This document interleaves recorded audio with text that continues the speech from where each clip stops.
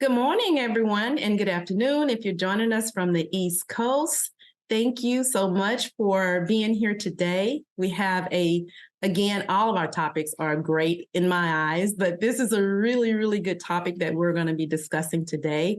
And it's financial wellness of parenting students and school strategies for creating a family-friendly campus. So come on in, have a seat. We'll get started here in a minute. And I'm going to go ahead and introduce our speakers for today as we have everyone else come in. I'm going to start out with Amy O'Keefe.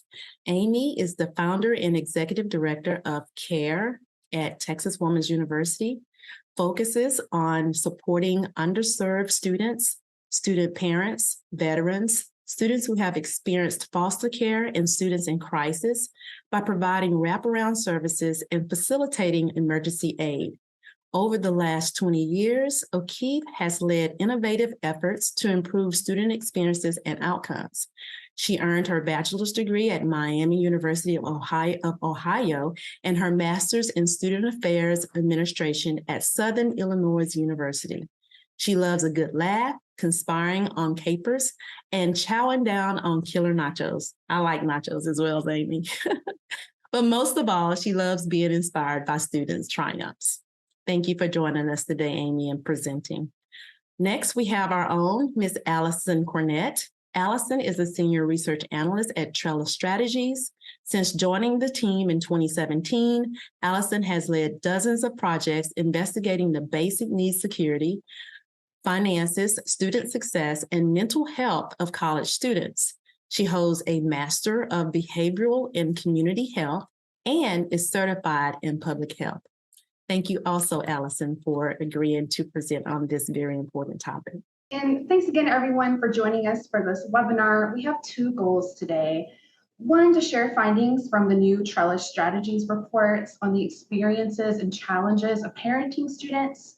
And two, to provide strategies that practitioners and administrators can use to make college campuses more family-friendly for their students. I'll start us off by covering some research from the Student Financial Wellness Survey, and then Amy will share best practices and what Texas Women's University has done to make their campus more accessible to parenting students. So before we jump into the results, let me just share some background on who we are. So a little about us. We are Trellis Strategies, a strategic research and consulting firm with nearly 40 years of experience in this space. We are dedicated to advancing post-secondary education and strengthening the workforce by delivering key insights into the student experience through evaluation, analytics, data collection, and custom research initiatives. So the studies I'll be sharing today draw from our rich Student Financial Wellness Survey, our SFWS dataset. And this self-reported online survey documents the financial well-being and student success indicators of post-secondary students across the country. It is free for schools to participate, and the results can be used to raise money, develop programs, assess initiatives, and build a culture of caring for students. Since 2018, we have surveyed almost 2.4 million students from 231 schools across 33 states, and we're about to launch our 2023 implementation to nearly 150 institutions in just a few weeks here. For our latest reports, we took a hard look at the challenges of parenting students based on SFWS data. So these reports focused on the cohort of students who participated in the fall 2021 Student Financial Wellness Survey. In that year, we got responses from nearly 64,000 students and a strong response rate of nearly 9%. And while the Student Financial Wellness Survey is a comprehensive survey, it only took students around 14 minutes to complete. So of the students who participated in the fall 2021 survey, nearly 58,000 responded to the question that asked about their parenting status. We focused our analysis on parents versus non-parents, but also younger parenting students, so those who are under 25, and older parenting students, parents over the age of 25. And I just have to fully acknowledge that 25 and up is not old. That's just how we decided to split up these categories. So today I'll be covering some of our research related to parenting students and their caregiving responsibilities, financial security, and their well-being, including basic needs security and mental health. So to contextualize these findings, first, it's important to understand the demographics of the parents in our sample. So compared to their non-parenting peers, parents were much more likely to be enrolled part-time at 73%, working a part or full-time job at 71%, and also identify as a first-generation college student at 50%. You can see all that in this column right here. And here are some other interesting demographics, this time presented by age. Parenting students under the age of 25 are represented on the left column, and those over 25 are on the right. Here you can see that younger parenting students were more likely to attend school full-time, less likely to work for pay, and more likely to still be a dependent student than their older parenting peers.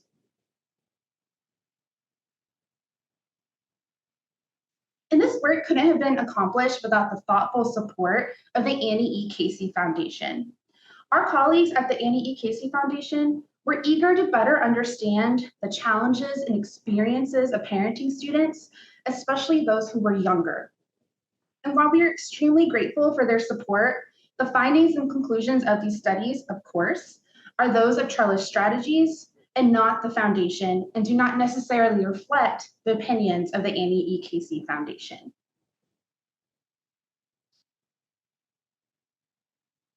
And you can use either of these QR codes to download our two publications on parenting students.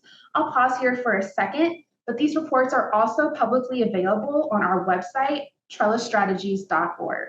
So I'm just going to pause for 1 second. Take a sip of water.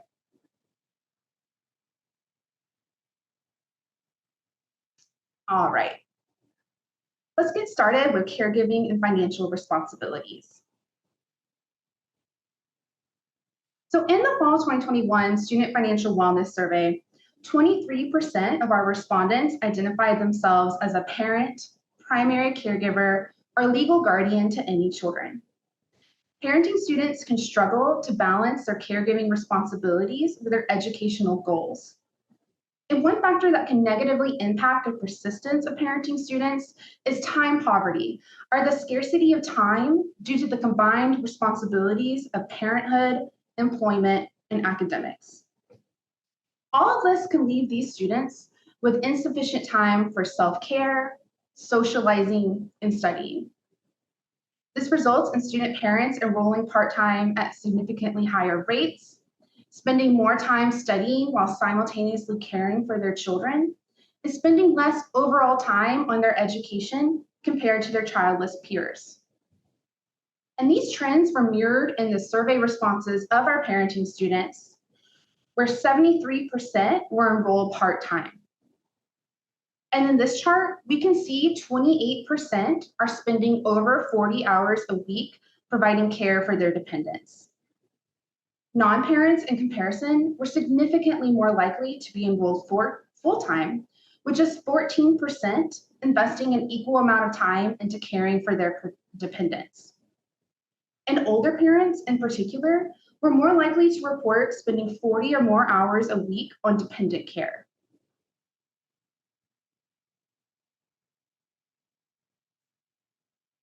In the traditional college setting, students were often supported financially by their parents or other family members.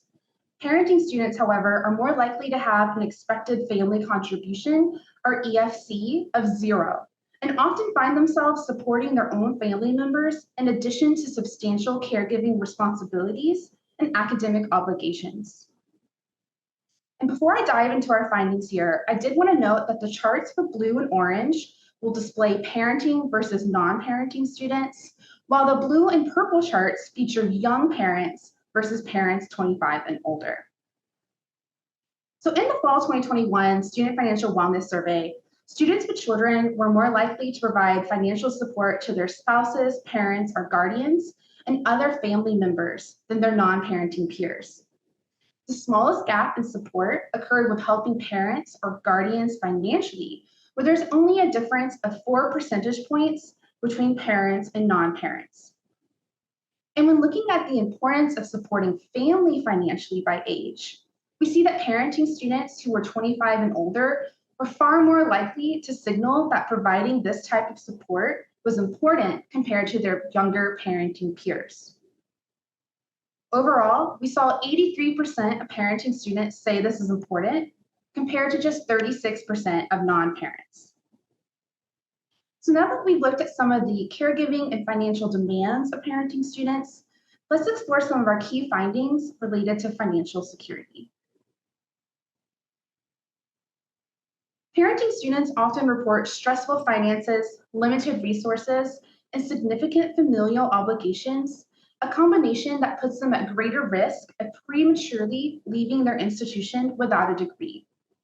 Compared to their non-parenting peers, student parents are also more likely to struggle financially. In fact, research suggests that nearly 7 in 10 student parents live in poverty or near poverty.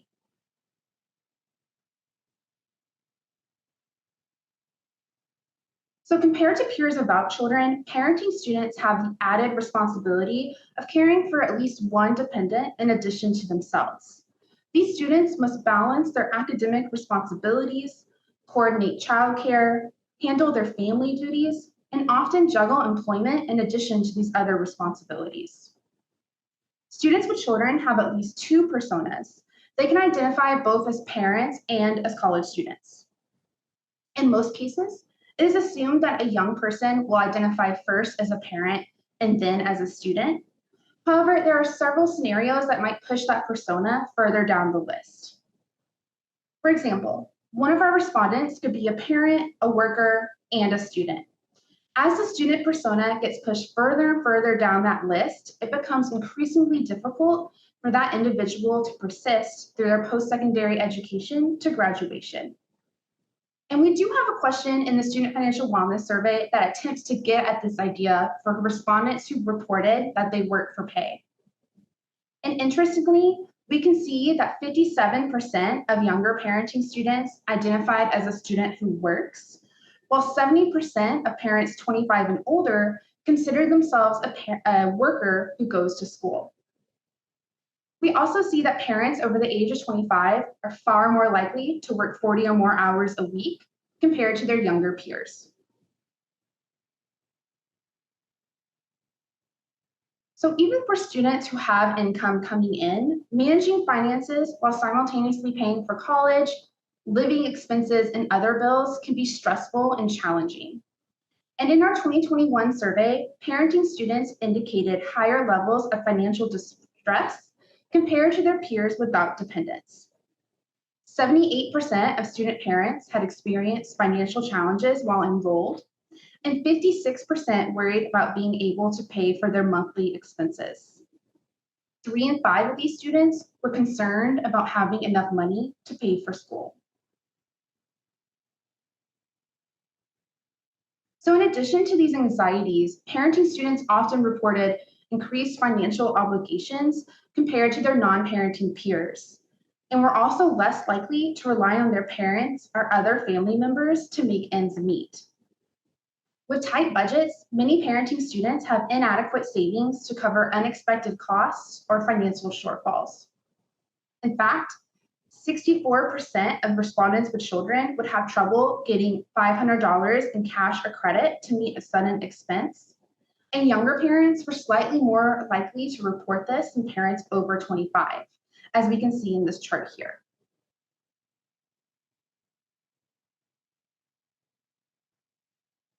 And the next question in the survey had students respond to a hypothetical scenario, which asked them to identify which resource they would turn to first in order to pay a sudden $500 cost. And all respondents, regardless of their parenting status, said they would primarily look to their savings to cover this expense, And student parents were more likely to resort to using a credit card and delaying paying a bill, while their non-parenting counterparts returned to their parents or other family members at higher rates. Respondents also had the ability to indicate they could not come up with the sum of money. And while 9% of non-parents could not get $500, 16% of our student parents were unable to come up with the same amount of funds.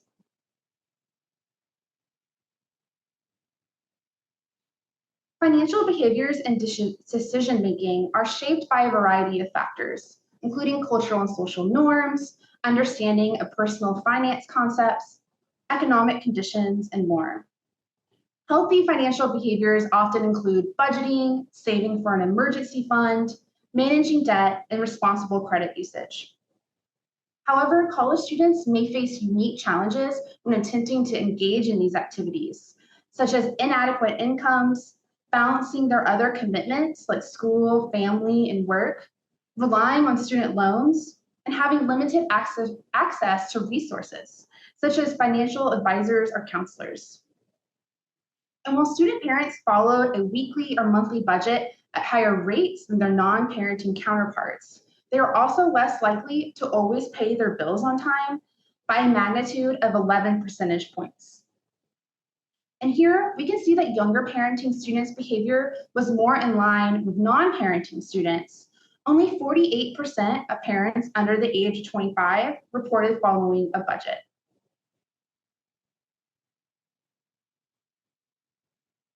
And college students can experience cash flow issues when there is a mismatch between the timing or amount of income and expenses, leading to financial stress and instability. Irregular incomes, high living expenses, excessive debt obligations, and inadequate savings can all result in difficulties meeting daily expenses, paying their bills on time, and dealing with unexpected financial emergencies, as we just saw on that last slide. This financial fragility often leads students to running out of money multiple times throughout the year as they try to cobble together limited resources to make their ends meet. And although exhausting available funds was generally common among our survey respondents, students with children reported this financial scarcity at higher rates.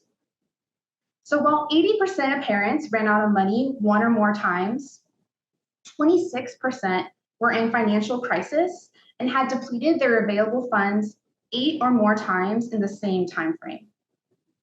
And when looking at this by age, 86% of younger parenting students ran out of money at least once, compared to 79% of parents over the age of 25. There was no difference, however, between the two age groups when it came to running out of money 8 or more times. Both groups reported this behavior at 26%.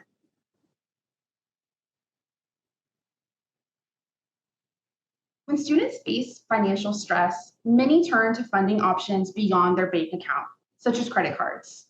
And credit card use is not inherently a risky borrowing practice unless users purchase items beyond their financial means or fail to consistently pay down their balances. 51% of all surveyed students used credit cards in 2021. Parenting students were more likely to use this type of credit at 65%, while respondents without children reported a lower utilization of this borrowing source.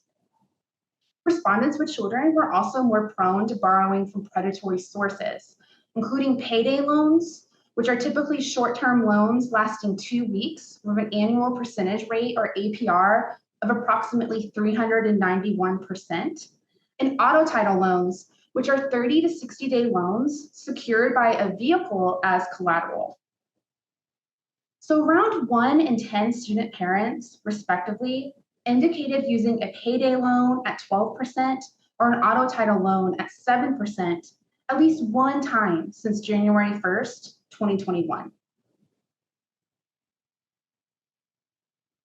And in general, parenting students exhibited a higher tendency to use a credit card for purchases beyond their means and a lower likelihood of consistently paying their credit card bills on time and fully clearing their balances each month. For the 65% of parenting students who use credit cards, only 22% fully paid off their balance each month, compared to 46% of non-parents. By not fully paying off their balance each month, these students are potentially incurring high interest and risking seeing their balance balloon over time. This data point, along with the overall financial fragility of these students, suggests that parents are less likely to meet their short-term financial needs while in college. And this leads us to our section on student well-being, mental health, and basic needs. And while there is a high prevalence of basic needs insecurity and mental health challenges among college students generally, certain students, including those who are parenting, are at even greater risk of experiencing these conditions. Generally, student parents are more likely to encounter stressors that put them at risk for mental health issues than their non-parenting peers. But when provided with the right supports, parenting students often perform better academically than their peers without dependence. But deprived of those resources, this population is 2 times as likely to prematurely stop out of college without their degree or credential. So first, I'm going to cover some findings related to basic needs security, starting with food insecurity. And before I dive into some of the findings here, I wanted to go over exactly what we mean by food insecurity. An individual is considered food insecure if they have multiple reports of reduced quality, variety, or desirability in their diet. In very low food security, the most extreme form, is characterized by multiple indications of disrupted eating patterns and reduced food intake. So using a 6-question validated scale from the US Department of Agriculture, we found that 44% of parenting students showed signs of food insecurity within the 30 days prior to taking the Student Financial Wellness Survey. And when looking at food insecurity by age, we saw that younger parents were food insecure at higher rates. 52% of younger parents were food insecure, compared to 43% of parents over the age of 25. And to help address the crisis of food insecurity and hunger among college students, over 800 institutions have established on-campus food pantries to provide crucial support to their students who are struggling to meet their basic needs. Of the parenting students attending a school with at least one food pantry or closet, 37% were aware of the pantry, and 63% either did not know of it or indicated incorrectly that their institution did not offer this valuable resource. And although students with children were less likely to know of on-campus food assistance resources than their non-parenting peers, they did report utilizing food pantries at higher rates. And when examining the types of food pantries visited by these students, those with children were much more likely to utilize off-campus community-based food pantries or food banks than on-campus food programs by a magnitude of nearly 30 percentage points. Research suggests that students with children are more likely to report feeling disconnected from their campus, a lower sense of belonging, and feelings of isolation, all of which could contribute to this lower utilization rate of on-campus resources. And when looking at this by age, younger parenting students were more likely to use on-campus resources than their peers over the age of 25, who more often relied on off-campus food pantries or food banks. And unfortunately, students who are food insecure are much more likely to experience housing insecurity.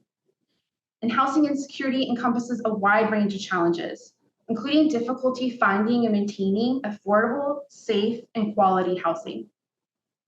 The Student Financial Wellness Survey uses a modified housing security scale developed in coordination with other researchers in this space.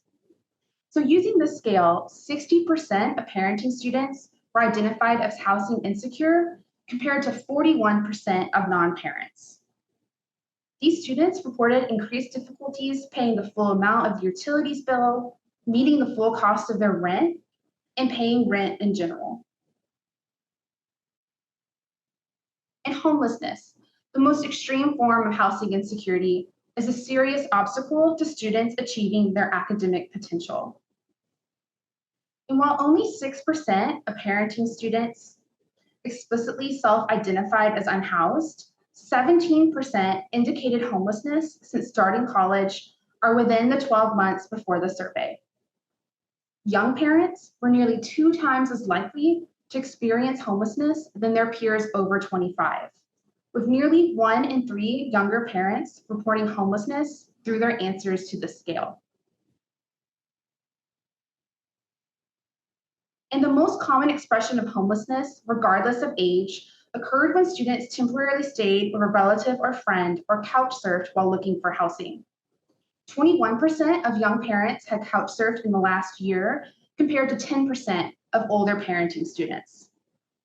Alarmingly, we see that 9% of these younger students were thrown out of their homes, and 8% did not have a home. And here is our last slide of basic needs insecurity before shifting into one slide on our mental health challenges among our respondents. So college students can experience one or more forms of basic needs insecurity at a time, whether that's food insecurity, housing insecurity, or homelessness. So in the fall 2021 survey, we saw that 67% of parenting students experienced food insecurity or housing insecurity or were unhoused in the prior 12 months. Further, we see that 36% of parenting students who responded to the survey were both food and housing insecure. And overall, 11% of our parenting students have faced all 3 forms of basic needs insecurity within the past 12 months. And lastly, to assess potential mental health challenges among our respondents, we use 2 validated scales, the Patient Health Questionnaire 2 and the Generalized Anxiety Disorder 2-item scale, or GAD-2. The PHQ-2 measures the prevalence of major depressive disorder, while the GAD-2 is a short-form instrument that screens for generalized anxiety disorder in the past 7 days. And while mental health can be a challenge for all students, research suggests it may be especially challenging for parenting students, as they tend to encounter more stressors in their daily life than students without dependence. Interestingly, though, in the fall 2021 survey, student parents were less likely to indicate mental health concerns than their non-parenting peers. We see that 40% of non-parenting students and 31% of student parents indicated they were likely experiencing depression. And generalized anxiety disorder was reported by nearly half of non-parents, but just 37% of parenting students. And while these findings may suggest that parenting responsibilities provide a sense of purpose or mental resilience, it's critical to recognize the potential hidden or stigmatized mental health challenges that these parenting students may be facing. And with that, that's it for my portion of the presentation, and I'm going to hand it over to Amy, who will share insights on how to best support parenting students based on her work at Texas Women's University. Thank you, Allyson. Wow, every time I hear Trellis data, I'm just so fired up. If that's some significant information you're sharing, and thank you for providing it in a way that's so easy to digest and like want to spring into action. So next slide, I'll tell you a little bit about myself and what we're going to talk about today. I'm just so delighted to be with all of you today to talk about student parents. As I was introduced, I'm Amy O'Keefe at Texas Women's University. My department is called CARE, and we have 2 main areas of focus. Specific student populations, so our student parents, who we'll be spending time talking about today, our military-connected students, as well as our students who have lived experience of foster care and commuting students. But also, we work with any student who might be seeking some basic needs assistance, and you can see from the list on the slide the various ways that we support that.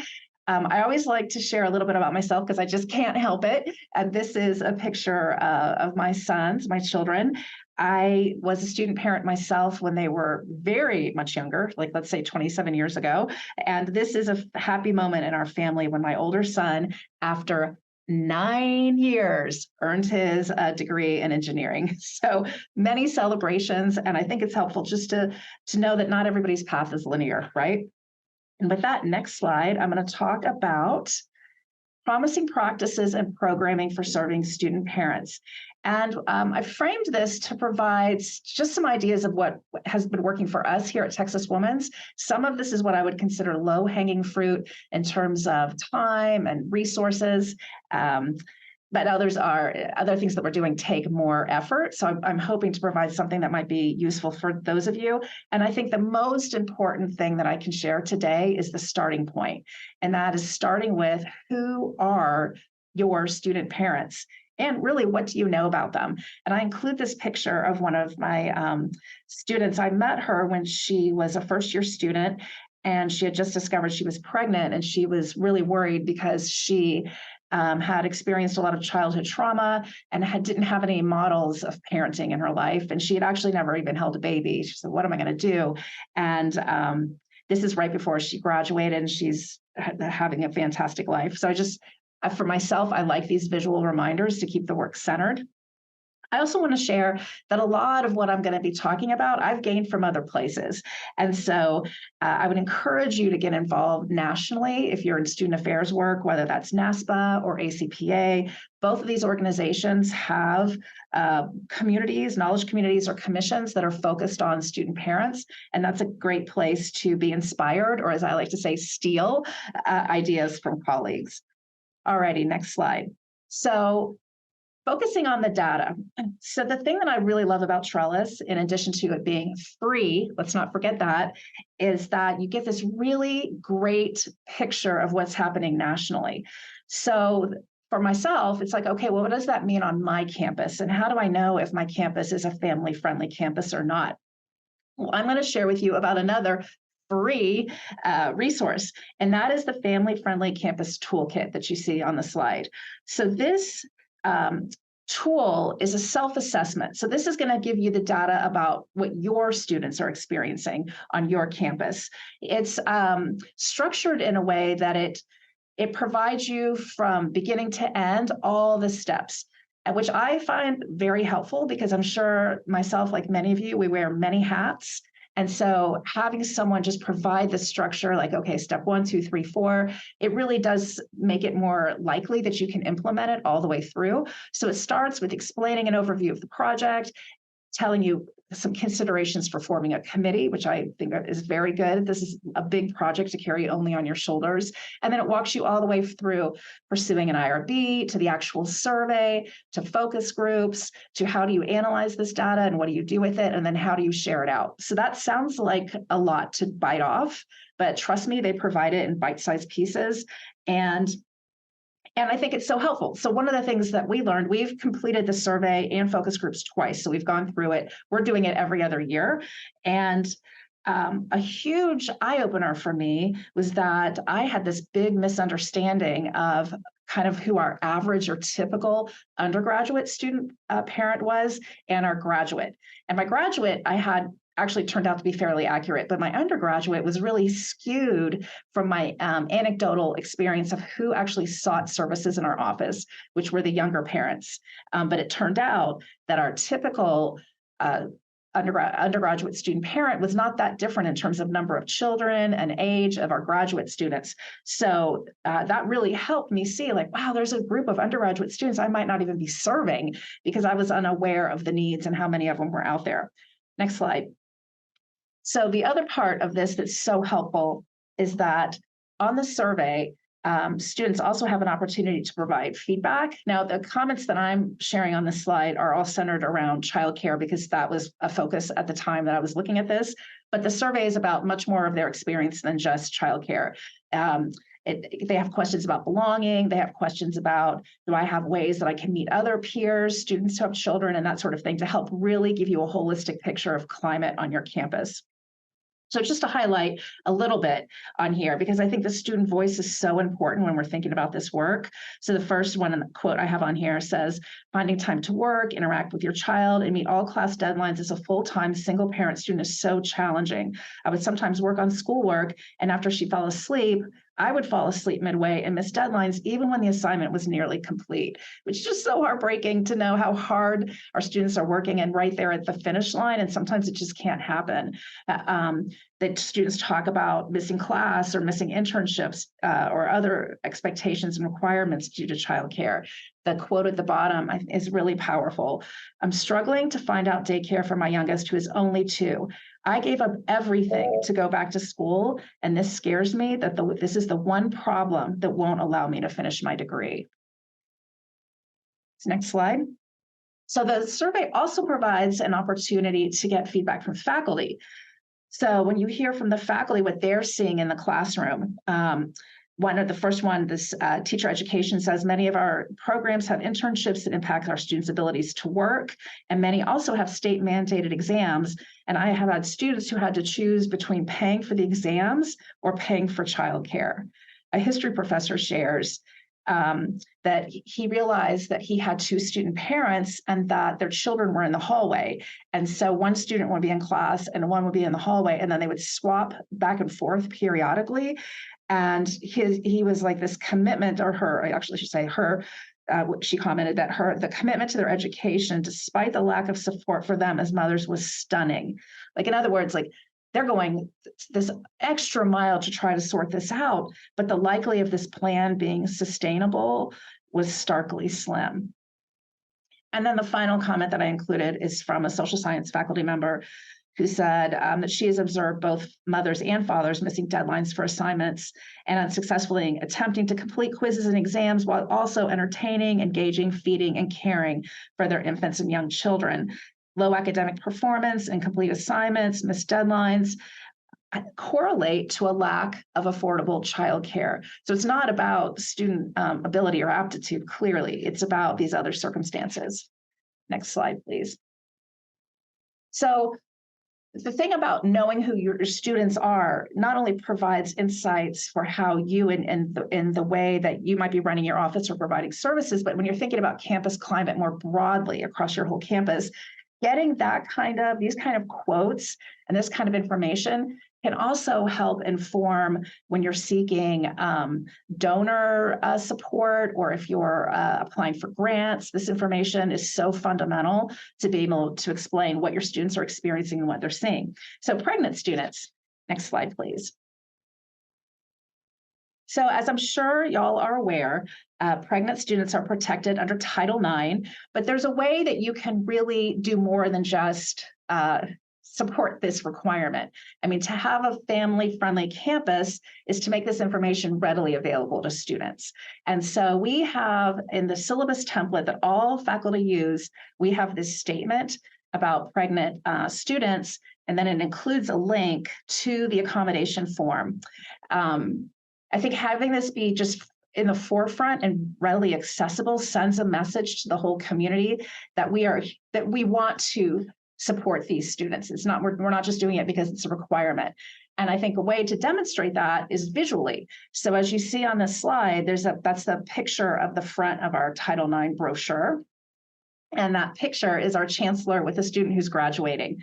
And I love this picture so much. I was fortunate enough to be there when this magic moment occurred. This happened at commencement, and I was off to the side, kind of behind the background, assisting the name card reader when this student is in the line to get ready to cross the stage. So we're kind of behind the scenes, and she starts to unzip her gown, and I'm thinking, okay, that's kind of unusual to do that right before you cross the stage.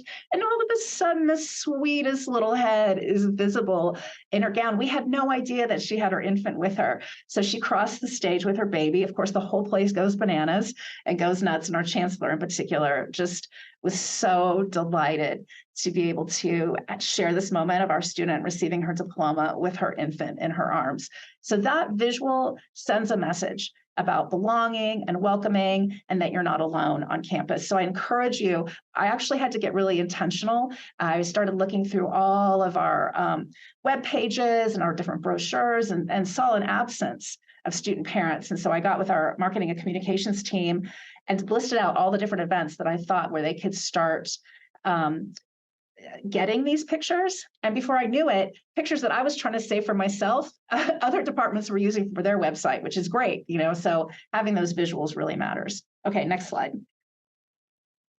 breastfeeding students. So this is also protected under Title IX. So we have a whole webpage on our website dedicated to this and explains what it is and the different resources that are available and some myths about breastfeeding in general. And then I think the part that's probably most helpful for students is a sample letter, because already it can feel uncomfortable for a student, for some students even talking to their faculty really about anything, but then asking for time to step out to express or to breastfeed can feel very uncomfortable. So we have a letter to help with that communication. We provide a goodie bag. We give them an invitation to join our student organization, which is called Spark, and then information about childcare. One of the things that contributed to us improving our campus climate for student parents was becoming a mother-friendly worksite. Now, this is an award specific to Texas, but I would imagine maybe other states offer this as well. This is offered through the Texas Department of Health and Human Services to any employer who has a commitment to a mother-friendly worksite. And what's nice about this accolade is that it provides you language and support, and also probably some motivation to review policies and to review operations to make sure that breastfeeding employees or students are feeling welcomed. Next slide. And in case anybody needs a reminder, it also is a federal law, so that helps as well. And the law really has to do with having a comfortable private non-bathroom space and a reasonable break time. And this, although it does not apply to students specifically, it is a best practice for students, and it can also fall, this federal law has to do with employees, but Title IX is the federal law that applies to students that protects their rights for lactation. So one way or another, it's a federal law, and it's definitely a best practice. And that little cutie pie on the screen is saying, let's do it. Next slide, please. So one of the things we looked at is, okay, where are the lactation spaces on campus, and realized that there weren't enough, and that we really just wanted to invest in them a little bit more, but that took some effort. So it took 4 major divisions: human resources, facilities, academic affairs, and then student affairs, to pull it all together to have locked, private, clean rooms dedicated for this purpose. And we actually have had, it's been so successful that there's a commitment now that any new building on campus will have a lactation space. So that's nice to see that progress. Next slide. So childcare, that's the biggie, of course. That's a basic need. That's the number one obstacle for most students between staying in school and not being in school. It's expensive, it's hard to find, it's overwhelming sometimes. It's your first time to search for it. Next slide. So it's a topic that I think is important to be informed about, even when there may not be a simple solution for your campus. So places to start.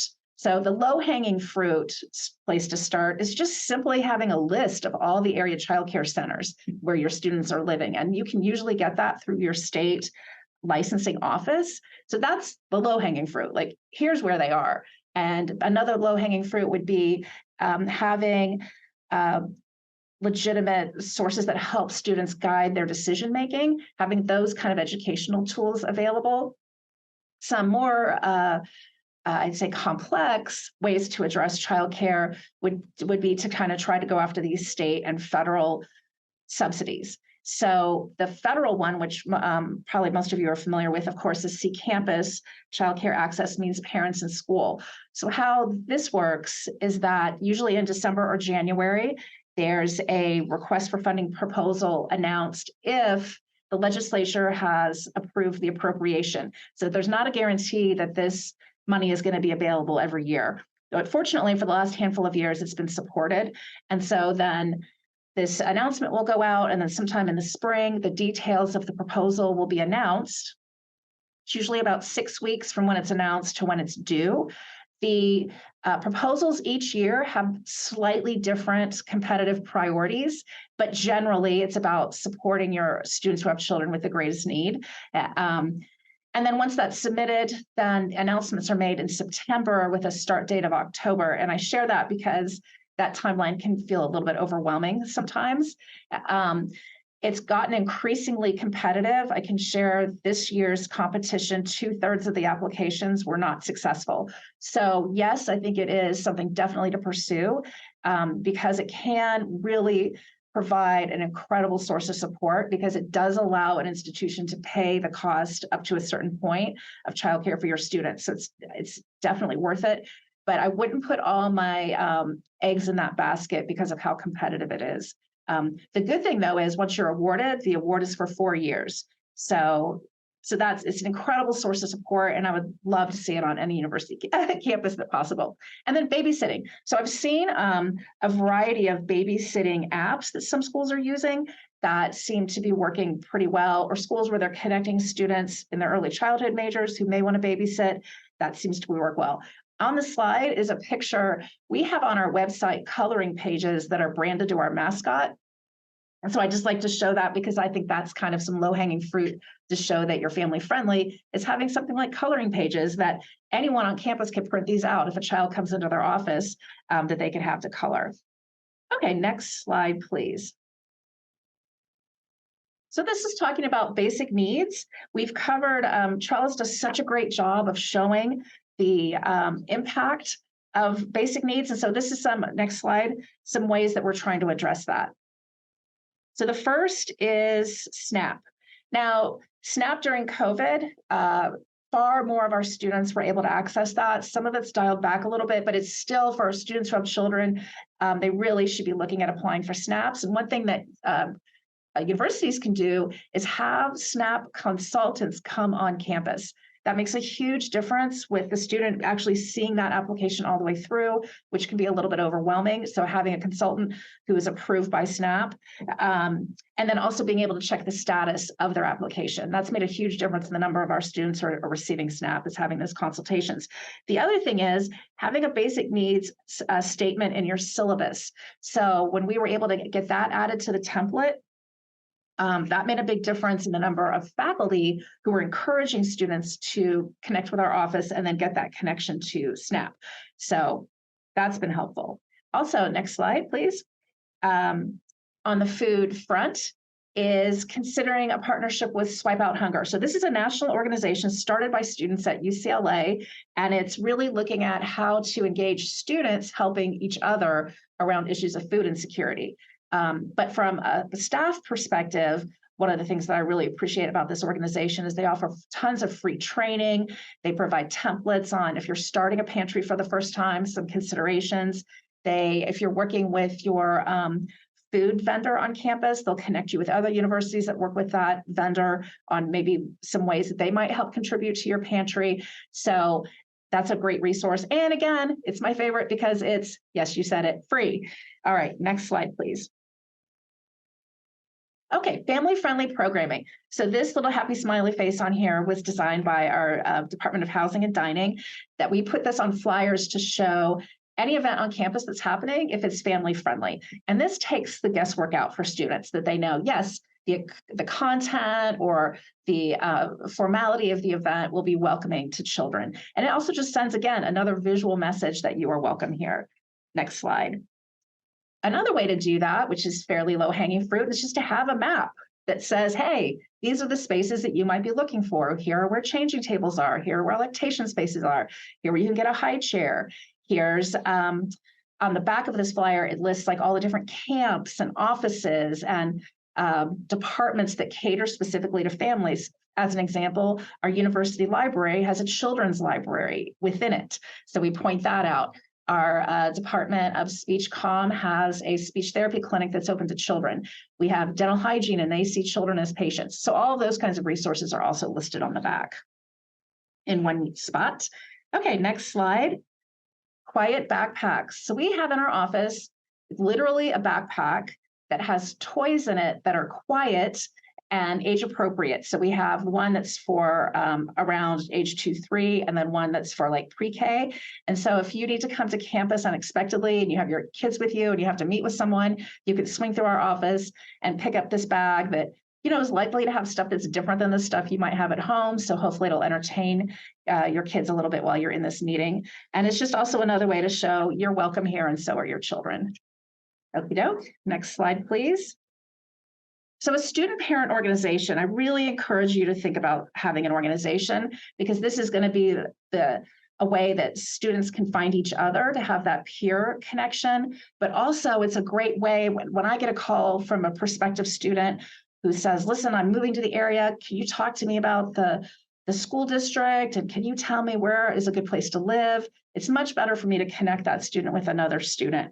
And so ours is called Spark, Student Pioneers, because we're the pioneers, also raising kids. It also provides an opportunity for students who, as Trellis has done in their data, is so clearly shown time poverty, that if I can only be in one organization, I want to have this experience as a student, this might be the place for me, where I still get to have those traditional leadership experiences, but it's with, my people, with my peers and my children.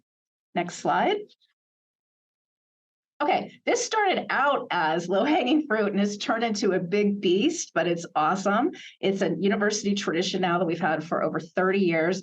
All 3 of our campuses and online students, we all participate in so my office coordinates students who have an interest, submit an application, and if they have financial need, we match them anonymously with a faculty or staff sponsor to provide gifts at the holidays. So we serve about 400 kids a year through this, and it's so fulfilling because students, at the end of the semester, they're feeling really stretched, getting ready for finals. Financial aid might be running out at that point, and they're having to make some tough decisions.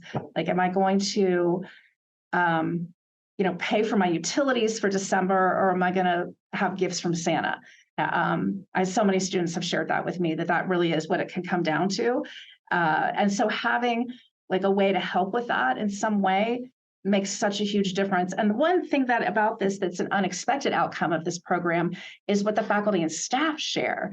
So being able to contribute to a student, even though they don't know who their gifts are going to by name, I feel like it's a way, because they see students in their class that they know have needs. And so being able to give directly to someone on your campus, the staff have just shared what a positive impact that is for them. And also, that's when they start sharing with me, I was a student like this. I was a student parent, and this didn't exist. And now that I get to do this for someone else, is so meaningful for me. And then for me, as Amy in the care office, it's helpful because now I know I've got a faculty member who's had this experience that might make a great guest speaker for my Spark group or some other group down the line. So there's all these ways, something that looks kind of simple, like providing gifts during the holidays, actually just ripples out in ways you can't anticipate. And also, I happen to be married to Santa Claus. That is my husband in that picture. So that is my little extra bonus too. Okay, next slide. And this is my most favorite university tradition, which is family graduation celebration. So this celebration is a family-friendly event. And by that, I mean, it's short and there's lots of wiggles happening, and it's really focused on the individuals. So we have a very brief speaker. I'm saying like 5 minutes. Sometimes it's a child. Mostly it's an adult who's had the experience being a student parent. And then the graduate crosses the stage in his or her regalia, and then their children, as you can see from the picture, are in, we loan out the gowns, but they get to keep the caps. The children actually receive the diploma for their support in their parents' success. And then it ends with us tossing beach balls, and it's tons of fun. And as you can see, the students get to take a picture with the chancellor.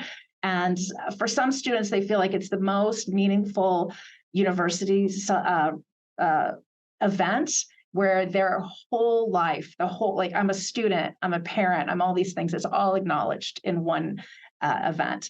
And so it's pretty special. The other thing about it is that we have no limit on guests. So our traditional official commencement, usually the students have to have tickets, but for this, we have students who sometimes bring 15, 20 people to this because it's been a family effort to cross that finish line and earn that degree. It's also open for bachelor's, master's, and doctoral graduates, all of them. And with that, next slide. So I just want to summarize, when you're developing or extending your student parent programs and thinking about how to have your campus improve its being family friendly, this is my quick list. So start with the data. Look at the Trellis data and then conduct the family friendly campus toolkit. help find a way for your students to connect with other parents, whether that's a student org or some other way. Establish key partnerships, create a website and a student organization, connect with other colleagues at other schools, whether that's through NASPA or ACPA, data, and then if you can, fundraising. That's the trickiest part of all. And so I want to wrap up the next slide with resources. So on the final slide, these are my top picks, which is really hard because there's so many people doing so much good work to support student parents. But if I had to have a short list, this is my short list. I've already talked about the Family Friendly Campus Toolkit. IWPR, if you're looking for, okay, what's going on with women on college campuses, that's a great place to get some really current research. Pregnant Scholar, their focus obviously is on pregnant students. And so if you're wanting to understand Title IX better, that's a good resource. The Spark Collective through the Urban Institute has a listserv called College with Kids. This is the place to go. If you're looking for, I need to get connected with colleagues across the country. I have questions, I have ideas I want to share. Definitely join that listserv. The Ascend Aspen Institute, another, and the Hope Center. Both of these very high quality institutes doing incredible research and very generous with sharing what they learn. And speaking of sharing what you learn, if you're going to pick one conference, this is Amy's opinion, there's so many good ones out there, but the National Student Parent Support Symposium is held every year at Ohio State University.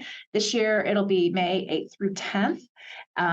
So I'm putting a plug in, even though that didn't pay me anything for that. But again, that's a great resource to connect with other colleagues and just to learn more about what's happening in the field. Also, this same group does monthly chats that are free, where you can learn more as well. So there's a lot of information. I wish you the best of luck, and don't hesitate to reach out if you have questions. Thank you so much, Amy. And thank you also, Allyson. I did have a comment in the chat, well, actually a question in the chat. They wanted to know if we could place the accommodation form link in the chat. Do you know what they're referring to? I think they're probably talking about it on the slide that has Title IX, and it's if you go back to pregnancy. Yeah, keep going. I think it's that. Okay, I think that's what they're referring to. That's my guess. It was confirmed that is the link. Okay, I will say it's a Maxient form. For those of you who don't use Maxient, that's a particular software, and you may not be able to see much of it because I think it's inside the portal, but you can email me if you have questions about it. Allyson, can you put it in the chat? I'm not able to do so. Yeah. Okay, great. I did have someone who asked if they could have copies of this or copy of the slides or the presentation. I'm assuming that is available, that we can send that to them. And anybody else have any more questions? I know we're coming up at the hour. This was a great webinar, which I knew it would be. Thank you so much. A lot of information. I am going to keep it open just for another minute or so, just in case we have another question or comment. I would also like to remind you that there will be a survey that pops up once this webinar ends. If you can complete that, again, we would greatly appreciate it. Okay. Well, Amy or Allyson, did y'all have any closing words that you want to say before I end the webinar?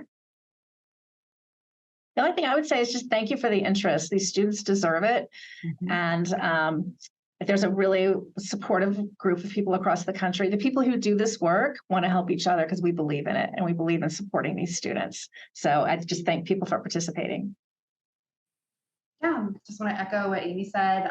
Really happy to see this really special population of students getting the attention that they deserve.